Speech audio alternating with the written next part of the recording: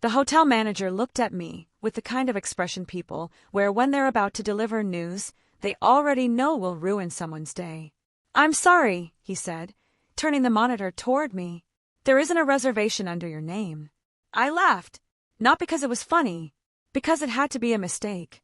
"My parents booked 6 rooms," I said, already pulling out my phone. "The Harper family. My dad, Robert Harper." The manager typed again. His smile disappeared. "I have 6 guests, but you're not one of them." I remember hearing the automatic doors slide open behind me as my family walked into the marble lobby, dragging expensive suitcases across polished floors. My younger brother, Ethan, spotted me first. He froze, for just a second. Then he looked away. That should have been my first clue. Mom walked straight to the front desk. "Oh, good," she said cheerfully. "We're here to check in." The manager glanced between us. "Ma'am, your daughter says she's part of your reservation." My mother didn't even blink. "No." Just one word. No hesitation. No confusion. "No." The manager frowned. "I'm sorry. My husband and I booked rooms for everyone who was invited." The words landed like a slap. Everyone who was invited. I stared at her. "Mom, what are you talking about?" She adjusted the designer sunglasses on top of her head. "We assumed you'd figure something out." I honestly thought she was joking. She wasn't smiling. Dad stepped beside her. "We discussed this weeks ago." "No, we didn't. We told you the vacation wasn't really for you." I felt every eye in the lobby shift toward us. Couples checking in. Children running toward the pool. Employees pretending not to listen. "You told me we were leaving Saturday morning." Dad sighed. "We thought you'd understand." "Understand what?"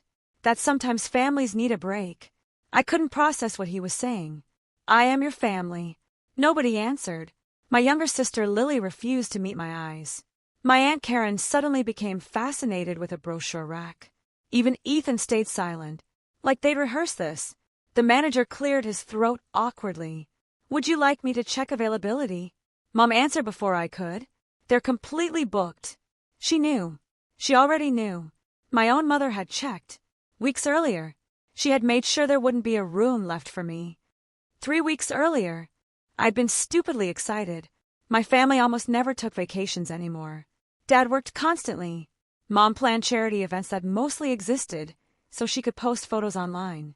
Ethan had just finished college. Lily had announced her engagement. Everyone was busy. Then Dad surprised us during Sunday dinner. I booked a week at Ocean Crest Resort. Everyone cheered. Even me. It had been years since we'd spent real time together. "I rented the beachfront villas," Dad said proudly. Mom clapped. "It's going to be perfect." She looked directly at me. "You need this." I smiled. "I really do." At the time, I believed her. Looking back, she already knew exactly what she was planning. For most people, families grow closer after difficult years. Mine grew strategic. Everything changed after Grandma Evelyn died. She had always been the glue. Birthdays happened at her house. Christmas happened at her house.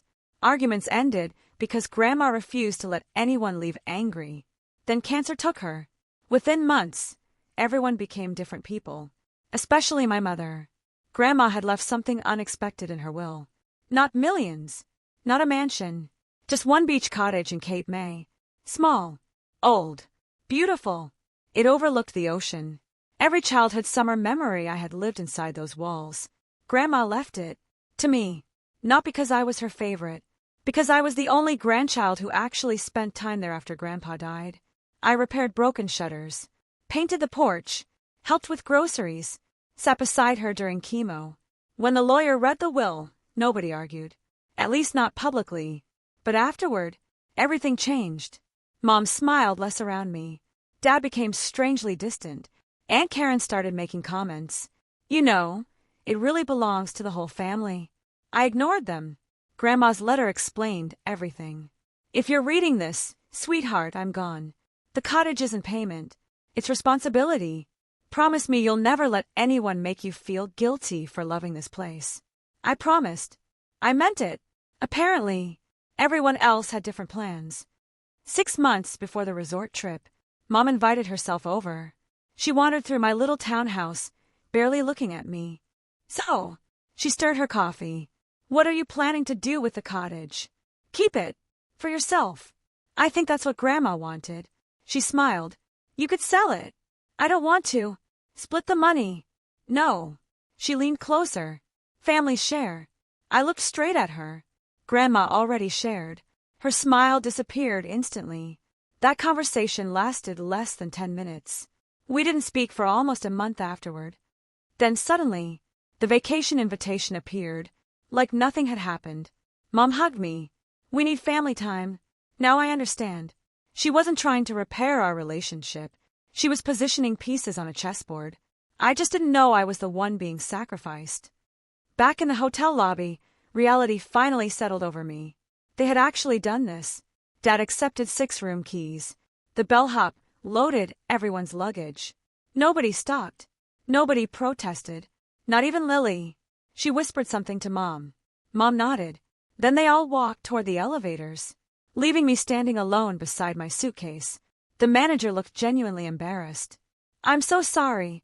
It's okay. It wasn't. Actually, he lowered his voice. There might be one cancellation. Hope exploded inside me. Really? It's our presidential suite. Perfect. He hesitated. It's $2,300 per night. Hope disappeared just as quickly. I can't afford that. I'm sorry. He truly meant it. I thanked him anyway. Then I wheeled my suitcase back outside. The ocean breeze felt colder than it should have. Across the driveway stood my family's luxury SUV. Empty. They hadn't even waited to see if I'd be okay. I sat on a bench overlooking the beach for almost an hour, mostly staring at my phone. I kept expecting someone to call. Mom. Dad. Anyone. Nothing. Finally, Ethan texted. Sorry. Just one word. I stared at it. Then another message arrived. I told them this was wrong. I almost replied. Instead, I put my phone away. Some apologies come too late.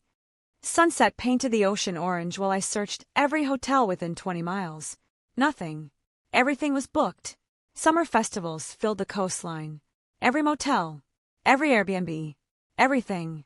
Until an elderly woman at a tiny diner overheard me asking the waitress, You need somewhere to stay? I looked over. She smiled kindly. My nephew rents little cottages. I almost cried. Really? They're not fancy. I don't care. She wrote an address on a napkin. Tell Ben that Martha sent you. Sometimes, the people who save you are complete strangers. Ben's cottage wasn't really a cottage. It was an old converted boathouse tucked behind weathered dunes. Small kitchen, 1 bedroom, tiny porch, rusty mailbox. The paint peeled from nearly every wall. I loved it immediately. It's all I have left, Ben admitted. My wife passed 2 years ago. I'm sorry. He shrugged gently. The place gets lonely. How much? He named a price nearly 1/5 of the resort's. I blinked. Seriously? You seem like you need a break. I moved in that night, while my family toasted champagne beside an infinity pool. I sat on an old wooden porch eating takeout fish tacos beside a man I'd met 20 minutes earlier. Oddly enough, I was happier than I expected, because nobody was pretending. Nobody was manipulating anyone. It was just peaceful. I thought that was the end of the story. I was wrong, because the next morning, while walking along the beach, I saw my mother. She wasn't sightseeing. She wasn't swimming. She was standing outside a real estate office. And when she walked inside, I noticed the sign in the window. Luxury coastal properties. A few seconds later, Dad joined her carrying a folder. Then Aunt Karen. Then Lily. Then Ethan. Every single member of my family entered together. I waited. 10 minutes later, a man wearing a navy suit unlocked the office after hours. He greeted them with a handshake. Then he pulled out a large rolled-up map. I couldn't hear their conversation, but I could clearly see one thing. He pointed directly toward the coastline, toward Grandma's beach cottage.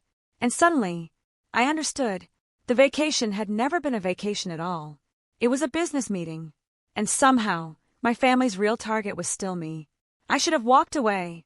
Looking back, that would have been the healthy thing to do. Instead, I stood across the street from that real estate office, pretending to study a rack of postcards while every instinct I had screamed that something was terribly wrong. The man in the navy suit unrolled another set of papers across the conference table. Dad leaned over them first. Then Mom. Aunt Karen nodded several times. Even Ethan looked uncomfortable, shifting in his chair every few seconds. Lily was the only one smiling. Not a polite smile. An excited one. Like someone who had just been promised something they'd wanted for a long time. I couldn't hear a word through the glass. But then the realtor pointed toward the coastline again. He circled something on the map with a red marker. Dad laughed. The group shook hands. The meeting lasted almost an hour. When they finally walked outside, they looked relieved. Mom hugged the realtor. Dad tucked a thick folder under his arm. As they disappeared toward the resort shuttle, I crossed the street. The office door was still unlocked. The receptionist looked up. "Can I help you?" I smiled. I was wondering if the realtor who just finished up is available. "I'm sorry, Mr. Dawson just left." "Oh." I hesitated. "I'm actually looking for information on a beach cottage nearby." She gave me a polite smile. "Which one?" "The old white cottage on Seaview Lane." Her expression changed immediately. "Oh, you know it. We've had several inquiries." My stomach tightened. "Really?" She nodded. "It's one of the last privately owned properties in that area." I kept my voice casual. "People want it? Very much. Why?" She lowered her voice. "A luxury developer recently bought almost every property surrounding it." "What?" "The city approved a new marina project." I felt my heartbeat in my ears. That little cottage is practically the last missing piece. How much is something like that worth? She looked around before answering. "Depending on negotiations." She typed something. "Possibly over $6 million. I honestly thought she'd made a mistake. "My grandmother bought it for $78,000. She smiled sympathetically. "That was decades ago." I thanked her and walked outside before my legs gave out. $6 million. Suddenly, every strange conversation over the last year made sense. Mom asking me to sell. Dad insisting I share. Aunt Karen calling it family property. The vacation. Leaving me behind. None of this had ever been about family. It was about the cottage. That night I barely slept. Around midnight, I stepped onto the little porch outside Ben's boathouse.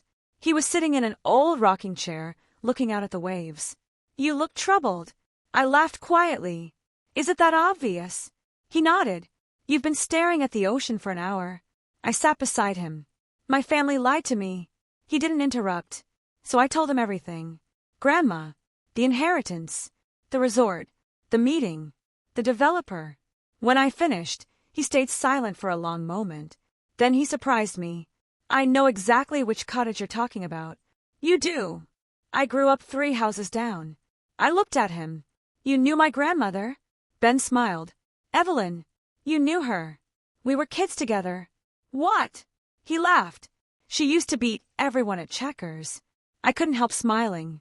"That sounds like Grandma. She was stubborn." "Very." He nodded toward the ocean. "She would have hated what's happening." "You think they're trying to buy it?" "No." He looked straight at me. "I think they're trying to make you sell it." That sentence stayed with me all night. Because he was right. If they convinced me to sell willingly, nobody would blame them. The next morning, my phone finally rang. "Mom." I stared at the screen before answering. "Hello." Her voice sounded unusually sweet. "Oh, good. You're okay." I almost laughed. "You left me without a room. We assumed you'd find somewhere." "I did." "Wonderful." No apology. Nothing. Then she got to the point. "We're having dinner tonight." "I wasn't invited." "You are now." I knew there was a catch. "What changed?" "We've all been thinking." "About?" "The cottage." There it was. I closed my eyes. "I'm busy." "You don't even know what I was going to say." "I already do." Silence. Finally she sighed. "Just dinner." Against every instinct. I agreed. Not because I trusted them. Because I wanted answers. Ocean Crest's restaurant overlooked the water. White tablecloths. Soft piano music. Everything looked perfect. Except the people waiting for me. Mom stood to hug me. I stepped back. Her smile twitched. Dad cleared his throat. "Let's sit." Dinner started awkwardly. Small talk. Weather. The beach. Lily's wedding plans. Nobody mentioned yesterday. Finally Aunt Karen put down her wine glass. "We've been discussing an opportunity." I smiled politely. "I'm sure." Dad folded his hands. "The developer wants the entire block." "I heard." His eyebrows lifted. You did? I visited a realtor. Mom shot Dad a quick glance. Not fear. Annoyance. Dad recovered quickly. Then you understand. I understand the cottage is valuable. He smiled. Exactly. And, Mom leaned forward, the family deserves to benefit. I laughed. Not intentionally. It just escaped. The family. Yes. The family who left me in a hotel lobby. Nobody spoke. I continued. The family who didn't book me a room. Dad sighed heavily. Let's not dwell on emotions. That sentence changed something inside me. Emotions? They thought this was about emotions. No. It was about respect. About honesty. About Grandma. Mom slid a folder across the table. We've already drafted an agreement. I stared at it. You drafted what? A family distribution proposal. I opened it. Page 1 nearly made me choke. They had already divided the money. Dad, 30%. Mom, 25%. Aunt Karen, 15%. Lily, 10%. Ethan, 10%. Family Trust, 5%. Me, 15%. I read it twice, then a third time. Surely I'd misunderstood. Dad smiled confidently. This way everyone wins. I looked at him. Everyone. Yes. The cottage belongs to me. It belonged to your grandmother, who left it to me. Mom interrupted. But morally, no. I said it louder than I intended. No. The restaurant became very quiet. You don't get to use the word morality. Mom's face hardened. We sacrificed for your grandmother. So did I. We're her children. And she still chose me. Nobody had an answer. Dad tried a different approach. We're only asking you to think logically. I am. $6 million changes lives. It doesn't change Grandma's wishes. Mom finally lost her patience. Evelyn wasn't thinking clearly. The words echoed through the dining room. Every conversation nearby stopped. I stood up so fast my chair tipped backward. Don't. Mom looked shocked. You heard me. I did. You will never question Grandma's mind again. Dad stood too. Sit down. No. We're trying to help you. No. We're trying to help ourselves. Silence. The truth had finally been spoken. I reached into the folder, tore every page in half, then into quarters. Tiny pieces drifted across the white tablecloth. Nobody moved. I looked at each of them one by one. I would have shared almost anything. Mom blinked. But you decided to treat me like I wasn't family. Then I walked out. Back at Ben's place, I expected to feel triumphant. Instead, I cried. Not because of the money. Because my family had spent months planning how to divide something that was never theirs, without once asking what I wanted. The next afternoon, someone knocked on the cottage door. Not Grandma's cottage. Ben's. A man in an expensive gray suit stood outside. Are you Miss Harper? Yes. He offered a business card. Michael Dawson. The realtor. I hope I'm not interrupting. What do you want? I'd like 5 minutes. I don't. He nodded respectfully. I understand. Then he surprised me. I'm not here on behalf of your family. That got my attention. I'm here because my client asked me to speak directly with the owner. I already said I'm not selling. I know. You do. My client believes your family has been misrepresenting your position. I crossed my arms. What client? I'm afraid I can't disclose that. Then we're done. As I started closing the door, he spoke again. They've already accepted an advance. I froze. What? Your parents. I turned slowly.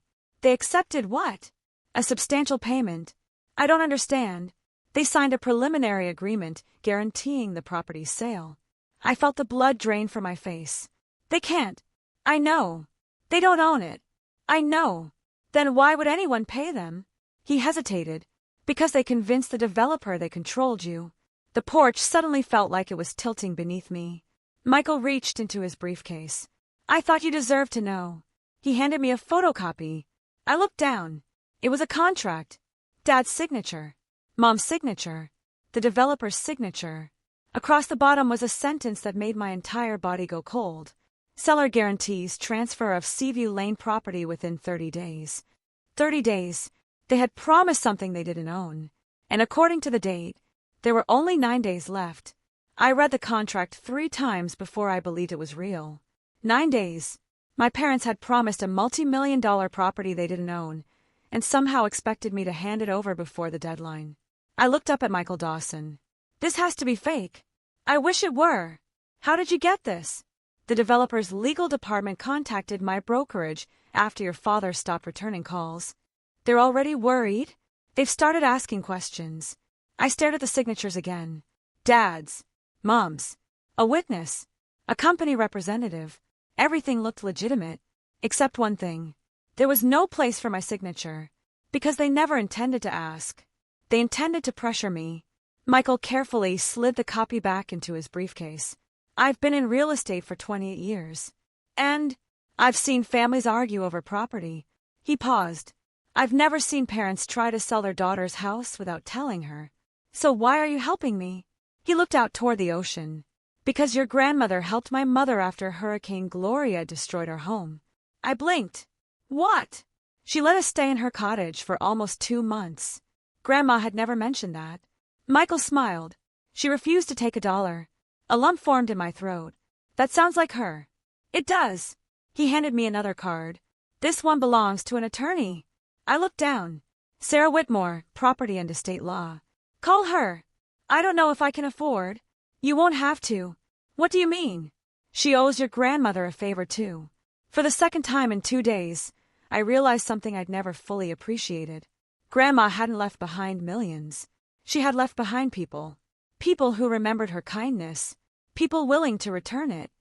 Sarah Whitmore's office sat above a bookstore overlooking the harbor. She looked younger than I expected. Maybe early 40s. Confident. Sharp. The kind of person who noticed details before anyone else. She finished reading the contract, then quietly removed her glasses. Well, that's bad, isn't it? It's worse than bad. My stomach tightened. They've created legal exposure for themselves. What does that mean? She folded her hands. They represented themselves as having authority over your property. They don't. I know. She tapped the document. If the developer relied on that claim and transferred money.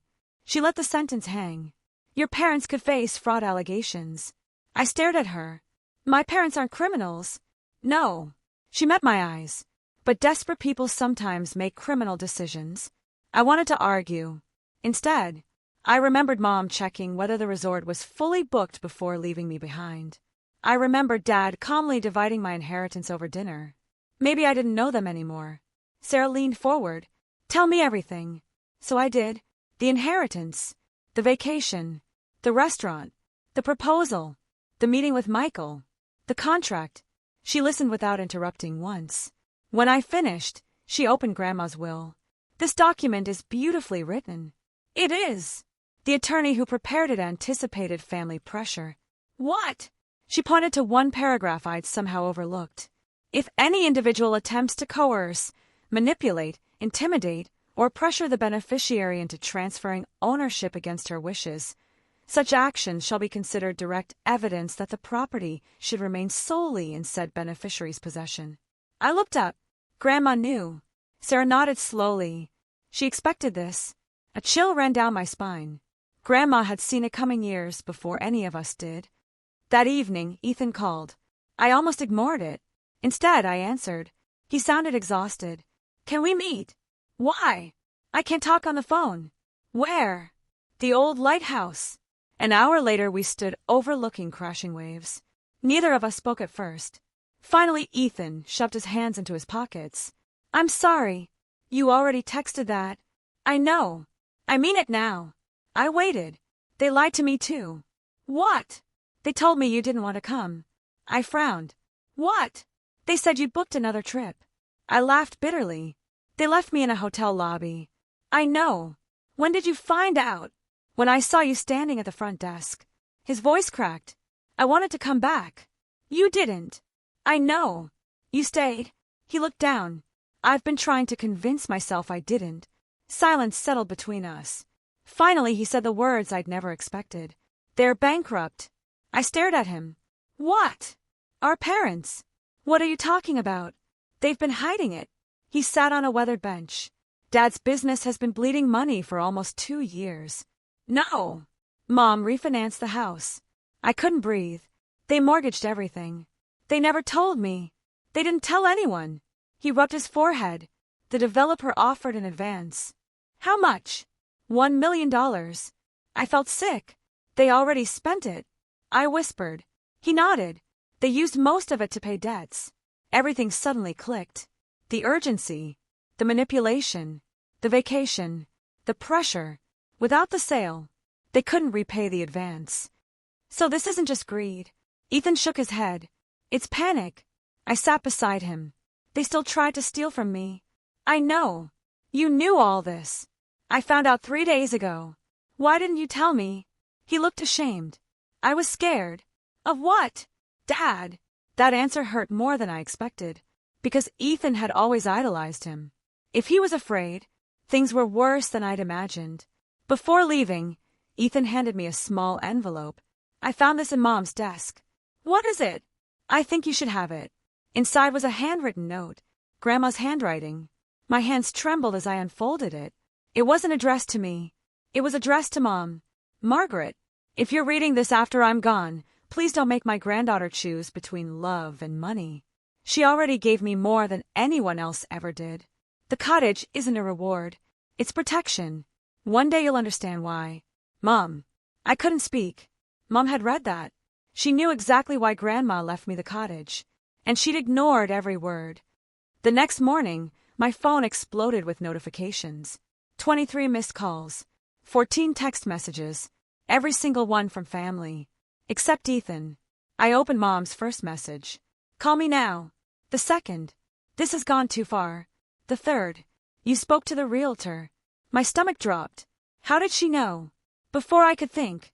Dad called. I answered. What? His voice wasn't calm anymore. What did you tell Michael Dawson? The truth. What truth? That you don't own my cottage. Silence. Then. You've ruined everything. No. You did. His breathing became heavier. You don't understand what you've done. I understand perfectly. You've destroyed this family. I laughed. You left me without a hotel room. This isn't about the vacation. I know. It was never about the vacation. He finally admitted it. I closed my eyes. So why invite me?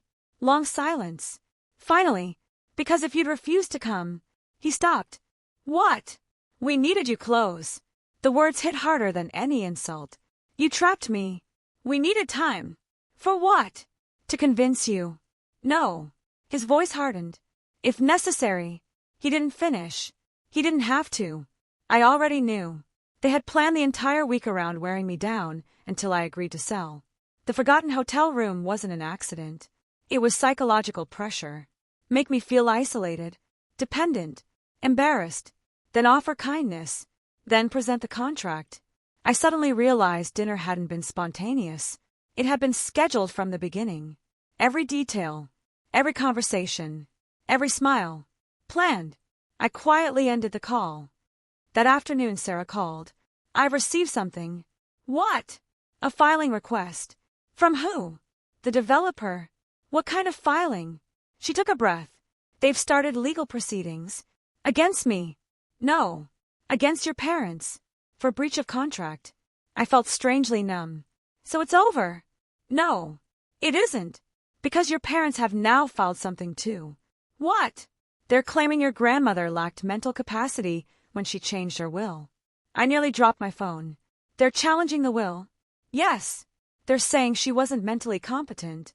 But that's impossible. I know. They have no proof. They're hoping you'll settle before court. I stared out at the ocean. Grandma had battled cancer. Now, years after her death, her own daughter was trying to erase her final wishes. I whispered the only thing I could think. They're destroying her memory. Sarah answered quietly. Only if you let them. That evening, Ben knocked on my bedroom door. You have visitors. I frowned. I didn't invite anyone. Neither had he. I stepped outside. 3 black SUVs were parked beside the little boathouse. Men in tailored suits stood beside them. One opened the rear passenger door. An older gentleman stepped out. Silver hair, navy blazer, perfect posture. He walked toward me with surprising warmth. Miss Harper. Yes. He extended his hand. My name is Charles Bennett. I don't think we've met. No. But I knew your grandmother for 36 years. My heart skipped. You did? We were business partners. Business partners? Grandma had never owned a business. Charles smiled gently. I believe it's finally time you learned what your grandmother never told anyone. He reached into a leather briefcase, pulled out a thick sealed envelope. Across the front, written in Grandma Evelyn's unmistakable handwriting, were 7 words that made my heart stop. Only give this to Emma if they come for the cottage. I stared at the envelope. Grandma hadn't just predicted this. She had prepared for it. For several seconds, I couldn't move. The envelope felt heavier than paper should. It wasn't thick because of the number of pages. It was heavy because it carried the weight of everything Grandma had apparently known long before any of us did. Charles Bennett waited patiently. Go ahead, he said softly. She wanted you to read it. My hands shook as I broke the wax seal. Inside were 3 things: a handwritten letter, a small brass key, and an old black-and-white photograph. The photograph showed Grandma standing beside a younger Charles in front of the beach cottage. Both of them were laughing. Neither looked rich. Neither looked important. Just happy. I unfolded the letter. My sweet Emma, if you're reading this, it means exactly what I feared has happened. Someone has tried to take the cottage from you. I'm sorry. Not because they tried. Because it means the people I love chose money over each other. My eyes blurred with tears. Charles quietly stepped farther away, giving me privacy. I continued reading. Years ago, Charles and I started a small property investment company. When it became successful, I sold my shares. I never told the family because I wanted them to build lives, not wait for mine to end. The money was enough for me to live comfortably. The cottage was never the valuable part. It was the promise. I stopped, looked at Charles. You and Grandma owned a company together. He smiled. She was the smartest investor I've ever met. But she never lived like that. No. Why? Because she believed money should give you freedom, not identity. That sounded exactly like Grandma. I looked back at the letter. The brass key opens a safety deposit box. Inside is everything you'll need if anyone challenges my wishes. There are journals, medical records, video recordings. Every decision I made was documented because I knew my daughter would someday question them. I covered my mouth. She had prepared evidence, years in advance. Not because she hated Mom, because she understood her. The final paragraph almost broke me. Emma, if your family chooses love, forgive them. If they choose greed, protect yourself. You don't owe anyone an inheritance they didn't earn. Love always comes first. But love without respect isn't love at all. I will always be proud of you. Grandma. I cried harder than I had at her funeral. Not because she left me the cottage. Because she'd spent her final years trying to protect me from people she never wanted me to fear. The next morning, Sarah, Charles, and I went to the local bank. The safety deposit box was still there, untouched. The manager unlocked it. Inside were several neatly labeled folders. One was marked medical records, another estate planning, and another that immediately caught Sarah's attention. Video statement. We watched it in a private conference room. Grandma appeared on screen wearing a blue sweater I recognized instantly. She smiled into the camera. If anyone is watching this in court, she chuckled. I suppose things became messy. Even Sarah laughed. Grandma continued. My name is Evelyn Harper. I am making this recording voluntarily. My doctors have repeatedly confirmed that I am mentally competent. She held up the day's newspaper. Then, several medical evaluations. I am leaving my beach cottage to my granddaughter Emma. She looked directly into the camera.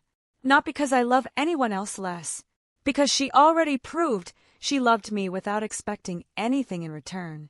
Then came the sentence that changed everything. If anyone claims I wasn't of sound mind, she smiled knowingly. They're lying. Sarah paused the video. That's enough. Is it? She looked at me. Your grandmother just destroyed their entire lawsuit. 2 days later, the first court hearing arrived. Mom barely looked at me. Dad looked 10 years older. Aunt Karen wouldn't stop whispering to her attorney. Ethan sat alone behind me. When the judge entered, the room fell silent. The developer's lawyers spoke first. They wanted repayment of the $1 million advance. Dad's attorney argued they expected my cooperation. Then Sarah stood. She calmly presented Grandma's will, the video, the medical records, The handwritten letter to Mom. Every single document. The courtroom became so quiet I could hear someone turning notebook pages. The judge watched Grandma's recording without interrupting. When it ended, he removed his glasses, then looked directly at my parents. "So," he said quietly, "on what basis are you claiming the deceased lacked mental capacity?" Their attorney didn't answer immediately, because there wasn't an answer. There never had been. After a long pause, he stood. "Your Honor, we respectfully withdraw that claim." I looked at Mom. She wouldn't meet my eyes. The judge wasn't finished. He turned toward the developer. "The property remains solely owned by Miss Harper." Then he faced my parents again. "And this court strongly recommends you resolve your contractual dispute without involving the rightful owner any further." The hearing lasted less than 2 hours. The damage to my family would last much longer. Outside the courthouse, reporters had somehow learned about the case. Cameras surrounded everyone. Questions came from every direction. "Mrs. Harper, did you attempt to sell property you didn't own?" "Mr. Harper, did your daughter know about the agreement?" Dad kept walking. Mom hid behind sunglasses. Then a reporter turned toward me. "Miss Harper." I stopped. "Do you have anything to say?" I thought about everything. The hotel, the restaurant, Grandma, Ben, Michael, Charles, Ethan. Then I answered honestly. "I hope one day my family values people more than property." That was all. I walked away. 3 weeks later, I finally returned to Grandma's cottage. Not to sell it, to fix it. The porch needed repairs. The roof leaked during heavy rain. The garden had become overgrown. Ben came every morning with coffee. Charles stopped by on weekends. Michael recommended trustworthy contractors who charged fair prices. For the first time in years, the cottage felt alive again. One afternoon, Ethan showed up carrying a toolbox. "I figured you'd need help." I smiled. "I do." Neither of us mentioned court, or Mom, or Dad. We simply worked. Sometimes healing begins with silence. Months passed. The developer eventually redesigned the marina project around the cottage. It became the only original house left on the shoreline. Tourists photographed it every day. Locals called it the house that refused to sell. Grandma would have laughed at that. As for my parents, they eventually settled with the developer. They sold their own house. Dad closed his business. They downsized into a small townhouse across town. For nearly 8 months, we didn't speak. Then one rainy afternoon, someone knocked on the cottage door. Mom.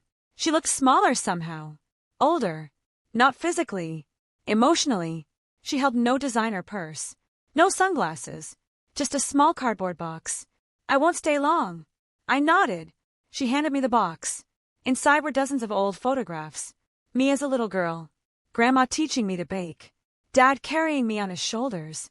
Family birthdays. Christmas mornings. Mom quietly wiped away a tear. I almost forgot who we used to be. I didn't know what to say. She took a deep breath. "I blamed you." "I know." It was easier than admitting we failed. She looked around the cottage. "Your grandmother knew me better than I knew myself. She loved you." "I know. I didn't deserve it." Silence settled between us. Finally she whispered, "I don't expect forgiveness. I came because I wanted to apologize without asking for anything." For the first time in months, I believed her. That didn't erase what happened. Trust doesn't return because someone says sorry. It returns because they change. "I appreciate you coming." She nodded. "I'll leave now." As she reached the porch, I stopped her. "Mom." She turned. "If you ever want coffee." She smiled through tears. "I'd like that." It wasn't reconciliation. Not yet. It was simply the first honest conversation we'd had in years. A year later, I transformed the cottage into something Grandma would have loved. Instead of selling it, I opened it as a non-profit seaside retreat.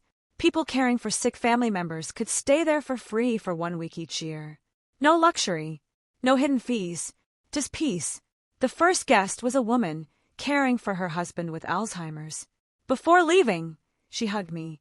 I finally slept. That sentence was worth more than $6 million. Charles donated anonymously every year. Ben became the unofficial caretaker. Ethan volunteered almost every weekend. Even Lily eventually apologized after admitting she'd followed everyone else because she was afraid of losing their approval. Slowly, our family became smaller, but healthier, not because everyone returned, because only the honest relationships remained. Sometimes losing people isn't the tragedy. Losing yourself is. Grandma saved me from that. Not with money, not with a house, but with one final lesson. The people who truly love you never make you earn your place in the family. And anyone who does has already chosen something else.